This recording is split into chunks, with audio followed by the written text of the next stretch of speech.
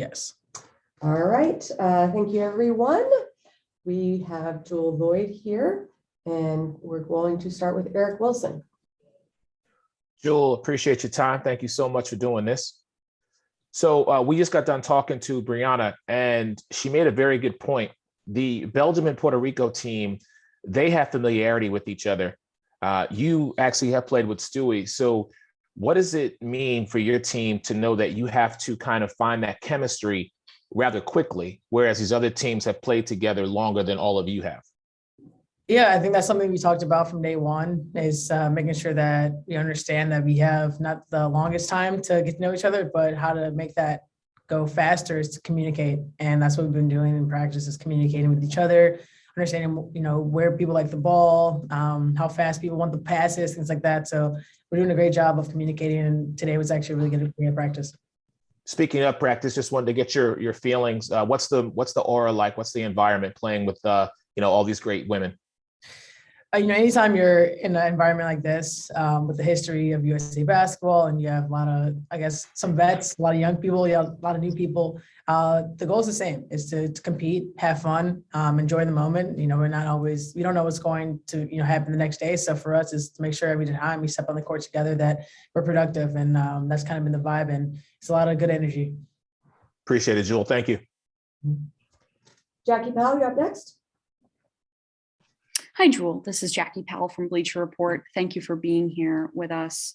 So I'm curious about maybe how Cheryl's style of coaching differs from the others that you've experienced in USA basketball.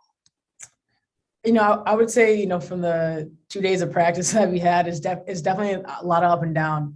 We're pushing the ball as fast as we can and trying to just understand what everyone's strengths are. I think the environment that she's, the first thing she always said was, we want to be big on positive touches, encouraging one another. And that's always nice to hear that we are one and we need each other to get things done. And so on the court, everything's fast paced, up and down. Off the court is everything. We're a family. So that's been cool to see how her coaching style is. I'm sure as we get further through this week, I'll have a better answer for you. But the first few days have been pretty great. For sure. And there was this clip, I think it was in the same one that was posted to Twitter from USAB. You talked about the positive touches, but also Cheryl was discussing how she wants to instill a culture that has a little bit less intense pressure on y'all, sort of like what was the experience that was in Tokyo. So I'm just curious, with those types of goals, to try to, take things one step at a time, how do you think that helps you and this group? I think with the new people that are here and people that are trying to make the team and things like that, I think to not think about the end goal, is think about just the progress of the journey of how to get there, and not taking any day for granted. I think that's something that we're all learning, something that I'm definitely learning and have learned being on the team from last year, is understand that every day is a process, and you want to get better every single day and not think about the result. Sometimes that makes you nervous or you get tensed up, and honestly, we haven't even talked about, what potential of, winning the Worlds or the next Olympics. It's literally just like, how can we get better day to day? And that's just comes from the head all the way down. So we're just trying to remind each other that and just honestly just get better. Fabulous. And the final one for me, take us through how maybe the veteran leadership dynamic has changed here. I mean, there isn't a Sue, there isn't a Diana, and it's sort of you and Stewie and Elena. What is that like? It's weird hearing the vet next to my name, just because I don't always see myself like that. But I know that, we learn from the best, Sue and Diana and BG, all the vets have made sure that we were prepared for this moment. So for us, it's just understanding, who we are as players, but also how can we lead.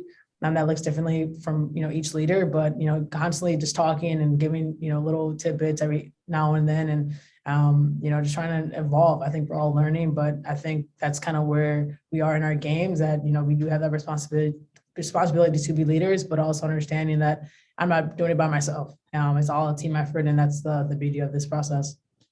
Thank you so much, Jewell. I appreciate it. All right, we'll go to Megan Price next. Hi, Jewell. Thank you for taking the time to talk with us. So since the last time we talked to you, up until now, there's been some big free agency news. Does it feel like championship or bust going into this season? You know, not only for your team, who's frequently a contender, but throughout the league. And with these moves, does it feel like the landscape has changed, and how? Yeah, I mean, I think going into free agency this year, I think that most people thought there were going to be some movement. We obviously know with the CBA, it gives teams some flexibility, and teams are trying to win now.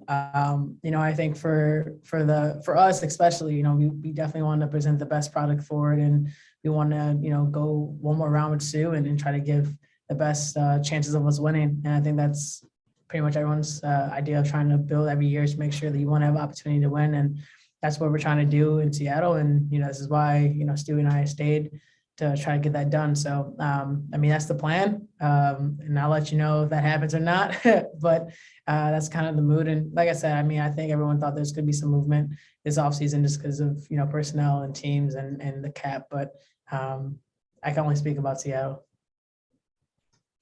Awesome. Thank you very much. Next, we'll go to Patrick Waring. Hey, Drew, you just talked about being a vet now. And obviously, you know, in your career, you've been very successful. But is there anything that you're looking to kind of try to add to your game or improve on, and not to give the competition any free scouting reports or info, but I mean, is there anything you're trying to add? I'm just trying to build on trying to be a master of my craft.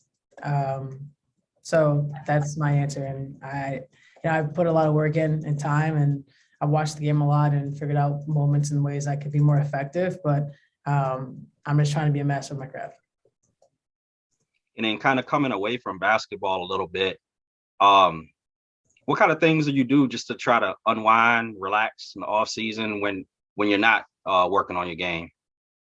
I'm a pretty low-key, chill person, so I don't need much. Just friends and family. I have a dog and soon another one on the way. So I'm just, you know, like walking with my dog, hanging out with them. Every once in a while, I'll get on PlayStation, stuff like that, Xbox. But I'm pretty chill. I don't need much. I kind of like to be outside as much as I can.